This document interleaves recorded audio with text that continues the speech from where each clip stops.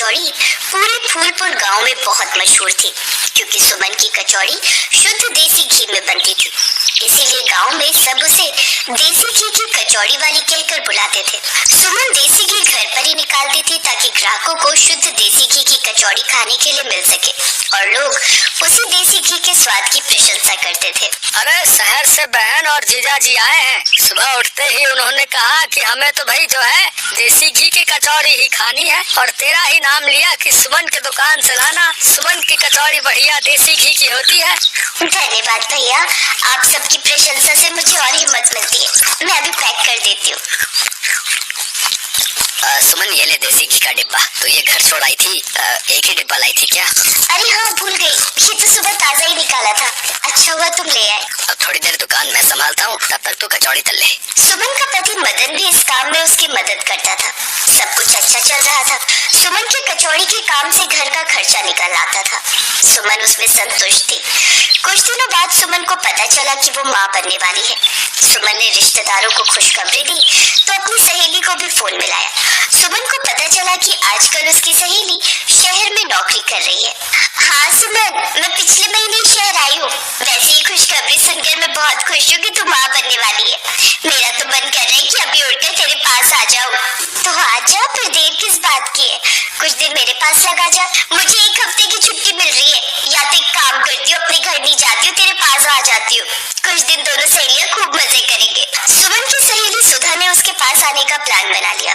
एक दो दिन बाद सुधा सुमन के पास कुछ दिनों के लिए रहने आ गई। सुमन, तू कितनी मेहनत करती है? अरे इतनी मेहनत कौन करता है? बाजार से घी खरीद कर कचौड़ी तल दिया कर। घर में क्यों बनाती है? बाजार से खरीद तो लूं, पर मैं घर में घी बना लेती हूँ। घर के घी में कचौड़ी और भी ज्यादा स्वादिष्ट बनती है।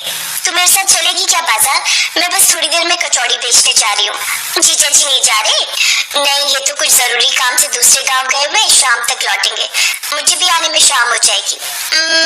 तो फिर मैं क्या करूंगी घर पर? मैं भी तेरे साथ चलती हूँ, तुझे थोड़ा सहारा हो जाएगा। और वैसे भी शुरुआती दिनों में तो अपना ध्यान रख।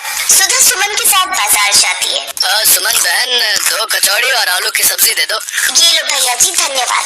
ग्राहक के जाने के बाद सुधा बोली, देसी घी की कचौड़ी, वो भी 20 रुपए? पागल है क्या? देसी घी की कचौड़ी भला कौन इतनी सस्ती बेचता है? मैं बेचती हूँ। मुझे पैसों का कोई लालच नहीं है। मुझे तो बस ये होता है कि रोजाना की कमाई हो जाए और घर खर्चा निकलता रहे। बस ईमानदारी के साथ काम करती रहो, और ग्राहक भी मेरी देसी कचौड़ी को पसंद करते हैं। बहुत खुश है तू इतनी सी कमाई से? पूरे दिन में सिर्फ 150 रुपए कमाए हैं। तुझे लगता है तेरे लिए और आगे आने वाले तेरे भविष्य के लिए पर्याप्त होंगे? हाँ तो और क्या, क्या कमी है? अच्छा खाते हैं, अच्छा पहनते हैं, कमाई रोज की सही हो जाती है।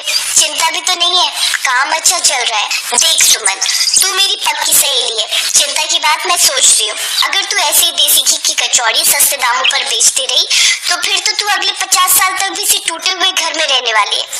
अरे अपना नहीं तो आने वाले बच्चे का सोच। अभी तो एक होगा, फिर आगे चलकर तेरे 2-3 बच्चे हो जाएंगे। कहाँ रखेगी उन्हें और कैसे उनकी परवरिश करेगी? जब परिवार बढ़ेगा ना, तब ज्यादा पैसों की जरूरत होगी। मैंने तो पूरी पिक्चर क्लियर की हुई है। बढ़िया कमाओ, बढ़िया खाओ, बस। ये सब ईमानदारी करने से कुछ नहीं होने वाला। ईमानदारी के रास्ते पर चलकर किसे तरक्की प्राप्त हुई है, नाम भी बता दे किसी एक का। सुधा की बातें सुमन ध्यान से सुन रही थी। अरे थोड़ी बहुत बेईमानी हर बिजनेस में होती है। बड़े बड़े व्यापारी भी घोटाला करके ऐशो आराम की जिंदगी जीते हैं, बच्चों को महंगी परवरिश देते हैं। अगर तेरी तरह ईमानदारी से सब काम करने लगे ना, तो कोई अमीर नहीं बनेगा, सब तेरी तरह गरीब ही रहेंगे। तो मैं ऐसा क्या करूं जिससे मेरी भी अच्छी कमाई हो और मेरे बच्चे भी अमीर कहलाएं?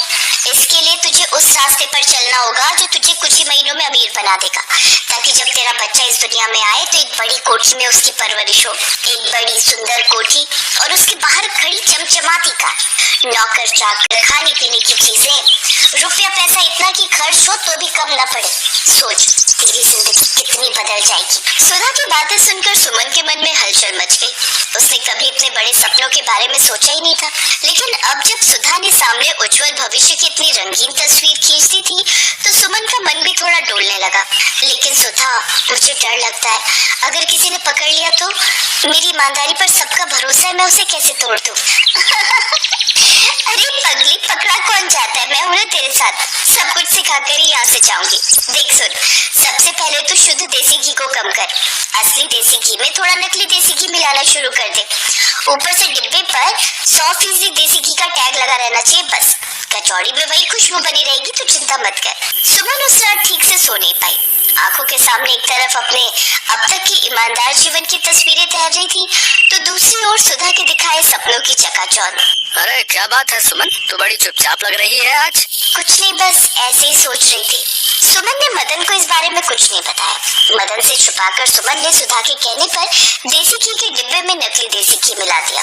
उसने आधा देसी घी और आधा सस्ता घी इस्तेमाल किया। पहली बार ऐसा करते हुए उसका दिल कांप उठा, पर सपनों की दुनिया के लालच ने उसकी अंतरात्मा की आवाज को दबा दिया। ग्राहक बदले हुए स्वाद को पहचान गए। अरे सुमन बहन, आज कचौड़ी वैसी खुशबू नहीं दे रही जैसी रोज देती है। अरे भैया, वो आज बस थोड़ी जल्दी में बन गई थी। अगली बार वही पुराना स्वाद मिलेगा। 1 दिन, 2 दिन, 3 दिन, ग्राहकों ने धीरे धीरे आना कम कर दिया। सुमन, अपनी कचौड़ी वापस ले ले, तेल की बदबू आ रही है। तू कहती है कि तू शुद्ध देसी घी की कचौड़ी बनाती है, कहाँ से इसमें देसी घी की खुशबू है? मेरे तेल की बदबू आ रही है। कचौड़ी के पैसे वापस कर दे। सुमन दीदी, माँ ने कचौड़ी वापस भिजवाई है, तेल की बदबू आ रही है इसमें, आप पैसे ना वापस कर दो। सुमन ने ग्राहकों को पैसे वापस कर दिए। उसके ठेले पर वापस की हुई कचौड़ी रखी हुई थी। मदन को थोड़ा शक हुआ। सुधा वापस शहर जा चुकी थी, पर जाते जाते अपनी सहेली का चलता हुआ काम खराब कर गई। सुमन मदन को सब सच बता देती है। सुनो जी, मैंने गलती कर दी, मैं लालच में आ गई। सुधा ने जो रास्ता दिखाया वो मेरा नहीं था। मेरी पहचान मेरी ईमानदारी थी और मैंने वही बेच दी कुछ पैसों के लिए। सुमन, अभी भी देर नहीं हुई है, तो फिर से अपनी सच्चाई पर लौटा। जो हो गया सो हो गया, पर आगे का रास्ता तो हमारे हाथ में है ना। तो फिर से अपने हाथों के बनाए शुद्ध देसी घी की कचौड़ी बनाना, देखना ग्राहक लौट आएंगे। और इस सुधा को तो मैं अभी बताता हूँ। मदन ने सुधा को फोन पर खूब खरी खोटी सुनाई। पीछे से सुधा भी रोने लगी। पता चला कि सुधा जहाँ नौकरी करती थी वहाँ पर उसने बेईमानी की और उसे निकाल दिया गया। अब सुधा वापस गांव लौट आई है। अगले कुछ महीनों के लिए उसकी कहीं भी नौकरी नहीं लग सकती। सुधा को तो अपने किए की सजा मिल गई, पर सुमन ने अपनी गलती को समझा और उसे सुधारने का प्रयास किया। उसने फिर से अपने पुराने तरीके से कचौड़ी बनानी शुरू की। ग्राहकों को जैसे ही फिर से पुराने स्वाद की झलक मिली, वो फिर लौट आए। जरूरी नहीं कि बेईमानी के रास्ते पर चलकर ही तरक्की मिले, ये सरासर गलत है। सच तो ये है कि ईमानदारी के रास्ते पर चलकर जो तरक्की मिलती है वो हमें अत्यधिक सुकून और शांति देती है।